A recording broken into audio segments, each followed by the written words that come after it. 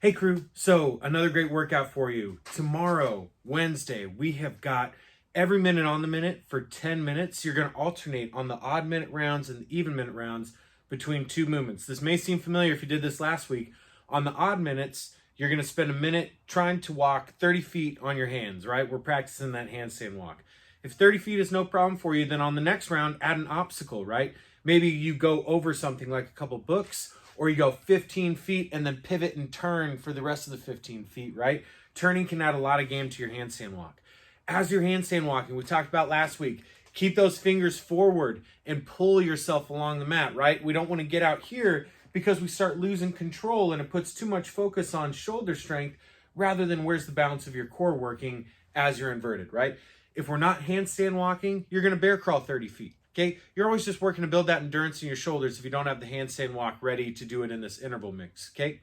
Then on the even minute, so minute 1, you handstand walk, rest for the remainder of that minute, and at the start of minute 2, you're gonna do 5 hollow arch rolls. That's our level 2 movement. Level 1 is just hitting hollow body, which is where it starts. You're gonna hold that for as much of 40 seconds as you can. And then level 2, you're rolling into Superman and then back to hollow arch. So let's talk about what those positions look like. I'm going to change the camera a little bit so you can see. For that hollow body, one of the things we're trying to get, and why I like it so much more than plank, is it gets pretty easy when you're open. You'll see as I'm on the ground to still have this arch in your low back, right?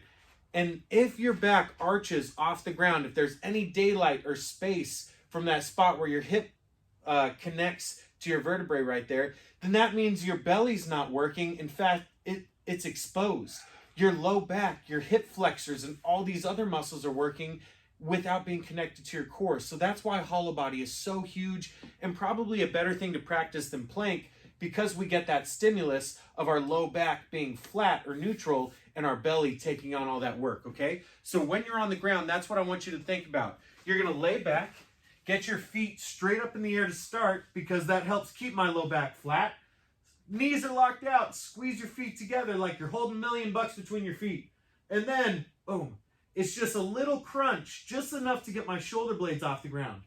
My low back is flat on the ground and I lower my feet only as low as I don't break those positions, but I'm keeping my legs straight. I'm pressing my low back into the mat and I'm holding for 40 seconds. If you've got, you can change the degree of difficulty, right? The lower my legs are, the harder it's going to be, and the higher my legs are, the more accessible. You can also do a knee tuck if you need, okay? For the hollow arch roll, you start in hollow body position, you roll over to a Superman, and then you roll back to that hollow position. That's 1. So it's going to be, I'm set, I roll, I don't let my shoulders or my knees touch, and I roll back. That's 1. Roll. 2. And you make it through 5 total. Woo! That's your skill work. Handstand walk and a little core. Now we'll get to the Metcon. All right, cool. Your workout today is Tabata, okay? Tabata is 8 rounds of intervals. The intervals are 8 rounds of 20 seconds where you're working, doing as many reps of one movement as you can. Then you get 10 seconds rest before you jump right back into round 2 of 20 seconds, doing as many reps of that one movement as possible. Rest for 10, right? So it's 4 minutes to get through all 8 rounds. It's 20 on, 10 rest. So if I was doing our first one, which is double unders, right? I'm going to jump rope or do double unders for 20 seconds, get as many as I can. Right at the 20-second mark, collect yourself for 10, and then round 2, you go again, 20 on, 10 rest. You do that for 8 total rounds, it's 4 minutes. After you've done Tabata, all 8 rounds for just your double unders, take a 1 to 2 minute break max, and then set yourself up on a Tabata clock again for V-ups, which is our second motion, right? Or second movement. Rest for a couple minutes after you do Tabata V-ups, then it's jump squats, and then you have Russian twists, a shuttle run, and plank. All of it in that same Tabata format, okay? Bunch of 4-minute workouts back to back. So, the score, a couple things. You can download a timer on your smartphone that will give you beeps for Tabata, so you don't have to keep looking at a clock. And for Tabata, your score is the lowest amount of reps you get in any one round. So if you get 20 double unders in round 1, but in the 5th round you mess up and you get like 8 double unders, and every other round is above 8, doesn't matter. Your score for today would be an 8, okay? Consistency is the key. So our double unders, the rope passes under our feet twice every revolution. Single unders, it's just passing under your feet one at a time, right? If we're not jump roping because it bothers our body, you can get a book out in front of you like we've talked about, and you do those toe taps, alternating back and forth, just trying to tap your foot in an object in front of you. You can, run in place or do jumping jacks for 20 seconds, 10 seconds off. Anything like that would be great. V-ups, okay? We get back like into that hollow body position. Up. Touching those toes. They may not look like that on the 8th round for me, but hey, round 1 feels pretty good. Do as many as you can, work your way through it on those V-ups. Your modification is ab mat sit-ups, or we can do bicycle crunches. If that extension and flexion starts to bug your back a little bit or around your hips, like ab mat sit-ups have never felt good, V-ups have never felt good, then do bicycle crunches, where we get set, feet are out, and you're getting rid of that big hinging motion through your hip flexors and instead just firing your core by extending your legs. Okay? Jump squats all the way down. For the jump, I don't care how high you jump.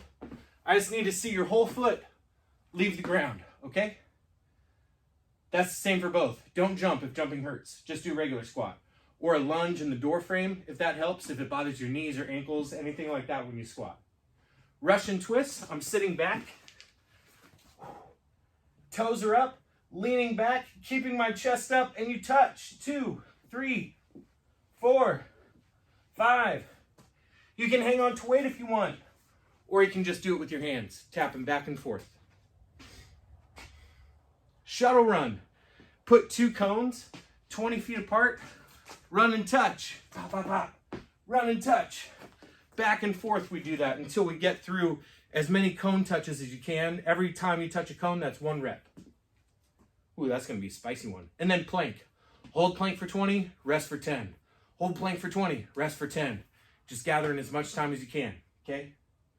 Modification for the shuttle run. Do another round of those toe taps or jumping jacks. Maybe find a set of stairs or a hill you can walk up. Let's see. Other things. Russian twists. If those bother your back, we talked about bicycle crunches. You can turn it over and do mountain climbers if you need, right? Or we can do single leg V-ups where you just come up and touch one toe, reach back, come up, touch the other toe. It's a little more accessible than our V-up. You know, if squatting always bothers you, push-ups are something we can do. We've talked about that. Yeah, text me if it starts to get like a little more complicated for you. You really need to adjust a lot of these moves. Again, text me at the gym phone. Email me, josh@crossfitironindustry.com, and I will get back to you as soon as I can. Hope you have a great Wednesday.